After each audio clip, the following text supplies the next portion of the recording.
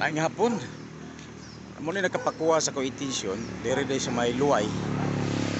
Luway ni siya. Karaan king balay. 1800 pa daw ni. Daw. Way labot nang nasa bus. Oh. Karaan king balay. Diri la na dapitas may buhol. Daghagay imo makita diri nga mga karaan king balay. Daw. 1800 pa daw ni siya.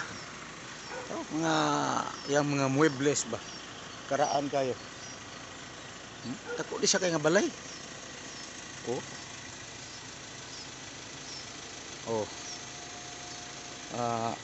diri sa ubos dia yang mga haligi mga tugas ki karaan na kayo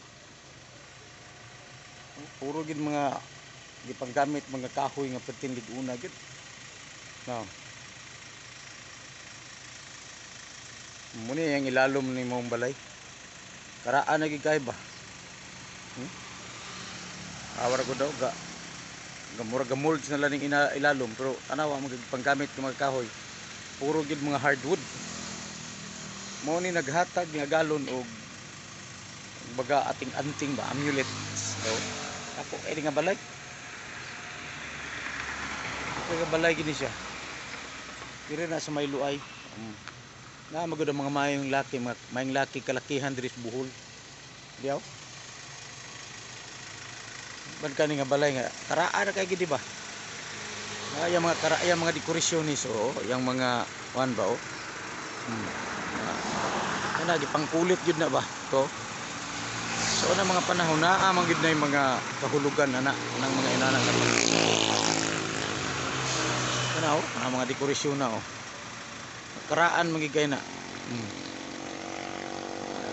mali ka nga 100 pa ni siya nga balay karaan magigay kayo baga kapila na kani nga henerasyon sa mga balay tura yung kusina mga bahin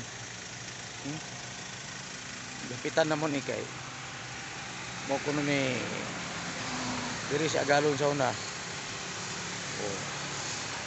ang laki ko ng tagihan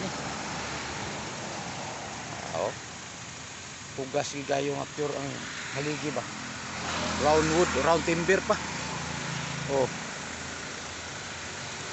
karaan kini nga balay gyud libagkag bagira diri sa buhol ka makakita og ngayon mga kasyas balay mga karaan gyud kayo baya pa man og kuan diri gigas buhol makakita og mga inaning kasyas mga balay nga mga karaan pa kayo ba okay salamat.